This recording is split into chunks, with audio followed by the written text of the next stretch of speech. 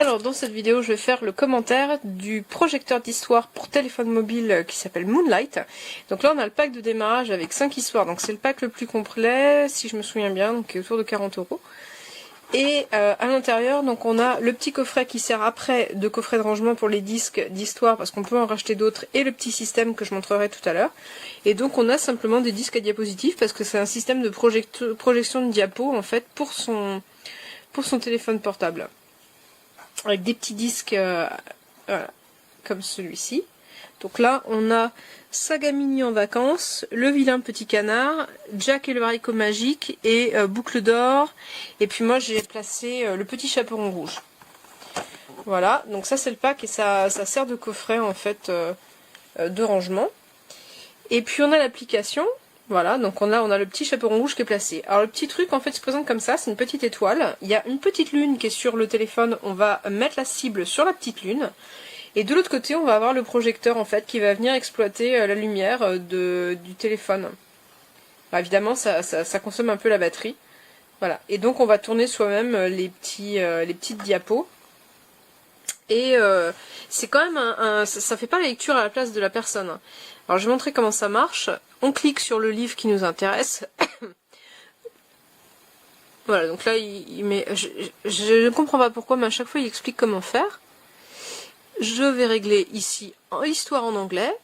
Alors par contre il faut être lecteur d'anglais puisque voilà, on projette, parce qu'en fait il faut le lire soi-même, hein, et ça n'enlève pas le fait qu'on doit la lire.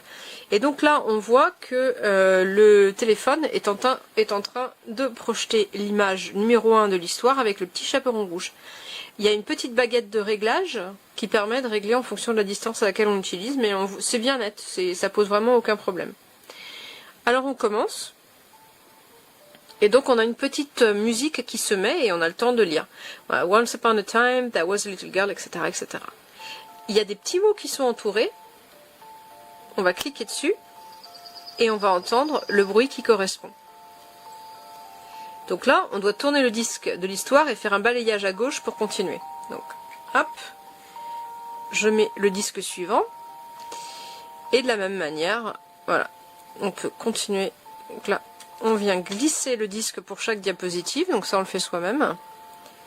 Alors je sais pas s'il y a d'autres exemples de bruit. Alors voilà, les fleurs, le torrent, enfin le torrent, non, le ruisseau, pardon. Le ruisseau, voilà. Et ça fonctionne comme ça. Le principe est très sympa. Le seul souci, c'est qu'il n'y a pas beaucoup d'histoires et que chaque histoire va coûter une certaine somme. Mais sur le principe, c'est vraiment sympa. Et moi, j'ai plein de petits neveux et nièces qui seraient contents de regarder des histoires comme ça avec la diapo. Alors là, je l'ai montré de très près.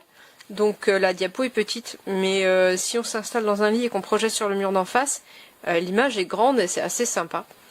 Et c'est sympa aussi que les histoires soient proposées à la fois en anglais et en français. Donc voilà le module, c'est tout simple, c'est tout bête en fait, hein. Je trouve que l'idée est très sympa de venir juste exploiter la lumière du téléphone. Mais il faudra un petit peu de batterie parce que ça consomme. Le principe en tout cas est plutôt sympa. Voilà pour ce projecteur d'histoire pour téléphone.